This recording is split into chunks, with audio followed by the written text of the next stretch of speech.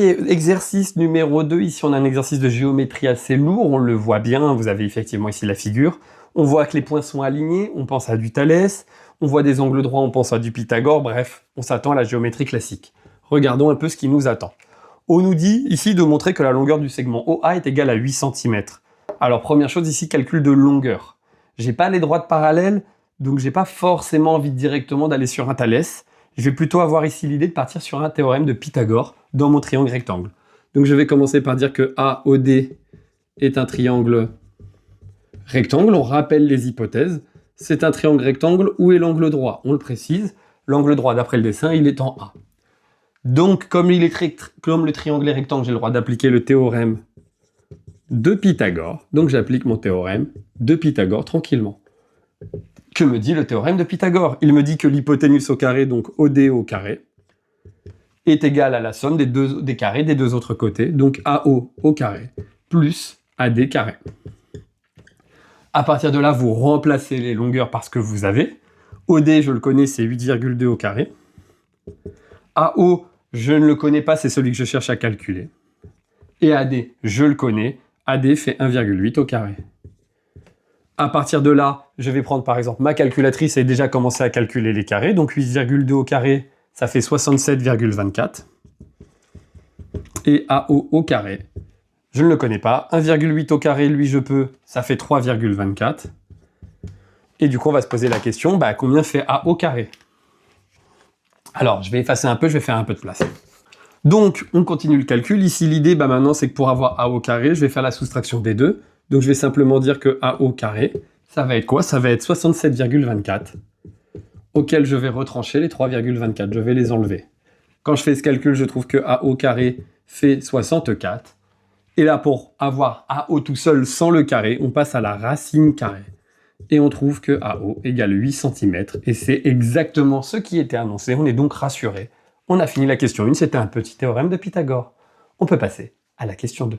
Question 2, elle va être très rapide, justifier que les droites sont parallèles. Alors là, on pourrait se dire, waouh, réciproque du théorème de Thalès, c'est des droites parallèles. Mais en fait, non, regardez le dessin. Vous avez deux angles droits. Donc en fait, ici, tout simplement, on va simplement dire que ma droite BC et la droite AD, nos deux droites qui doivent être parallèles, en fait, elles sont toutes les deux, elles sont perpendiculaires à une même droite. Elles sont perpendiculaires, tout simplement, à une même droite. On peut la nommer, on peut dire qu'elle s'appelle AB, par exemple. Donc, on sait que deux droites perpendiculaires à une même droite sont parallèles. J'ai donc juste à dire, donc BC est parallèle à AD. Et voilà, vous avez votre rédaction. Et la question 2 est déjà terminée. On continue désormais avec la question numéro 3. On nous demande désormais de calculer la longueur OB. Bon, on vient de montrer que les droites sont parallèles. On le sent arriver, on sent que c'est le Thalès. Donc là, on a très envie de se lancer dans le théorème de Thalès immédiatement. On va bien écrire les hypothèses. Première hypothèse, OAB sont alignés. Mais pas seulement, on a aussi ODC. ODC, donc ces points sont alignés. Donc nos points, on le dit bien, ils sont tous alignés, c'est une hypothèse. Deuxième hypothèse, on doit dire que les droites sont parallèles. C'est la question juste avant qui nous le garantit. On peut donc dire que BC est parallèle à AD. Merci, la question 2. À partir de là, vous pouvez dire que vous appliquez le théorème de Thalès. Donc on le cite, on cite bien toutes les hypothèses. J'ai montré que je connaissais mon cours. J'applique le théorème. Maintenant, j'écris ce qu'il me dit. Alors, quand on prend les triangles, n'oubliez pas, on fait petit côté sur grand côté, petit côté sur grand côté, petit côté sur grand côté, ou grand côté sur petit, grand côté sur petit, grand côté sur petit. Ce qu'il faut, c'est garder sa cohérence. Moi, je vais faire petit sur grand. Donc, je vais partir de OA sur OB, égale, ensuite, on a OD sur OC, et ensuite, AD sur BC. Et quand vous regardez, il y a un moyen simple de savoir si j'ai eu raison. Regardez, le point qui était aligné, c'était le point O. Je suis parti à chaque fois de ce point-là qui revenait deux fois dans l'alignement. Et regardez à la fin, ici j'ai A et D, là j'ai AD, là j'ai B et C, là j'ai BC. Un petit moyen mnémotechnique de vérifier qu'on n'a pas écrit de bêtises. À partir de là, je vais remplacer par les longueurs.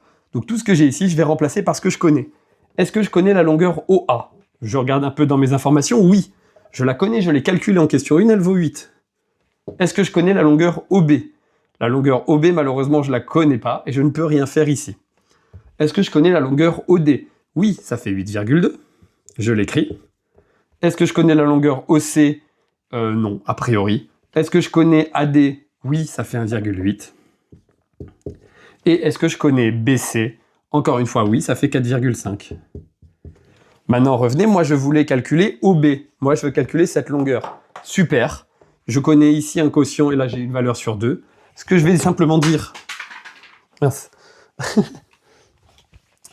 Ce que je vais simplement dire, c'est qu'ici je n'ai pas besoin de ce quotient-là, donc je vais carrément moi l'effacer pour moi au tableau. Ici, comme ça on ne le voit pas, on n'en tient pas compte. Et on va faire ici notre produit en croix, sans tenir compte du deuxième quotient qui finalement ne nous sert à rien pour le moment. Et donc OB, j'ai plus qu'à écrire que ma longueur OB que je veux calculer, c'est quoi? C'est 8 fois 4,5 divisé par 1,8. À partir de là, calculatrice, vous faites 8 fois 4,5 divisé par 1,8. Vous trouvez que OB est exactement égal à 20 cm. Et voilà, vous venez de terminer la question numéro 3.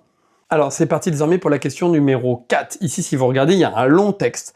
On vous dit que l'entreprise veut faire des gobelets. Alors, on regarde le dessin du dessus, où on a notre théorème de Thalès qu'on retrouve un peu dans le cône. Regardez bien le dessin, vous retrouvez la configuration avec les mêmes points. Donc, il faut vraiment faire le lien entre la première et la deuxième partie. Ici, on a les mêmes données et on nous demande de calculer le volume du grand cône, dont la hauteur est OB. On sait que le volume d'un cône, c'est simple, c'est R de la base fois hauteur. Donc, l'aire de la base, ici, c'est un disque. Donc je vais quand même l'écrire, c'est l'aire de la base fois la hauteur divisé par 3. Maintenant, il faut les donner. C'est quoi l'aire d'un disque? L'aire d'un disque, c'est pi fois rayon au carré, donc fois la hauteur sur 3. Ok, maintenant que j'ai ma formule, j'ai juste à remplacer. Pi, c'est un nombre, je le connais. Combien vaut le rayon? Le rayon, il est égal à la longueur finalement BC. Si vous regardez sur le dessin, le grand cône, sa base, son rayon, c'est BC. BC, regardez, vous l'avez, il fait 4,5. Donc c'est 4,5, attention, il est au carré. La hauteur, on vous le dit, la hauteur du cône, c'est la longueur OB. Ça tombe bien. OB, on vient de me le faire calculer à la question d'avant, j'ai trouvé que ça faisait 20. Donc je vais multiplier ça par 20. Et finalement, ensuite, je vais terminer en divisant tout ça par 3. Et bien là, vous prenez simplement votre calculatrice, vous tapez pi fois 4,5 au carré, que vous multipliez encore par 20, puis vous divisez le tout par 3. Vous trouvez que ça fait environ, alors c'est une valeur approchée, on nous dit d'arrondir à l'unité, lisez bien le texte, donc c'est environ 424. L'unité était en centimètres, donc ce sont des centimètres. Et comme c'est un volume, centimètres cubes. Voilà ici pour la réponse de le grand volume qui fait 424 cm3. Question 4b désormais, on nous demande de calculer le volume du gobelet. Alors le gobelet, si vous regardez, c'est quand on enlève la petite pointe en bas, la petite partie en bas. Si je fais un petit dessin ici pour vous le montrer, vous avez votre cône. Et en fait, on va enlever la partie basse et on va garder que ça. Et ça va nous faire un gobelet. Comment calculer le volume du gobelet? Le volume du gobelet, c'est quoi? C'est tout le grand cône, moins finalement ce petit cône qui est là que je viens de supprimer, que je vais retirer. Alors du coup, ce que je vais simplement dire, c'est ça, et on va calculer le volume de ce petit cône, et on va ensuite l'enlever au volume du grand cône. Alors comment rédiger ça? Eh bien regardez, on va le faire. On va commencer par dire que le volume du gobelet, moi je vais simplement mettre que c'est le volume du grand cône, moins le volume du petit. Là, normalement, on comprend ce qu'on est en train de faire. Le volume du grand cône, je suis content, je l'ai calculé tout à l'heure, c'est 424 cm3, c'était une valeur approchée. Par contre, il faut calculer le volume du petit. La formule va être la même, ça va être pi fois rayon au carré fois hauteur, divisé par 3. Normalement, je suis persuadé, on va avoir toutes les données. Alors, regardons. Le rayon. Est-ce qu'on connaît le rayon du petit cône? Le rayon, c'est AD. Si vous regardez, AD super, il fait 1,8. Je le connais.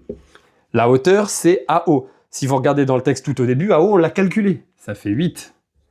Le tout divisé par 3. J'ai donc toutes les données qu'il me faut.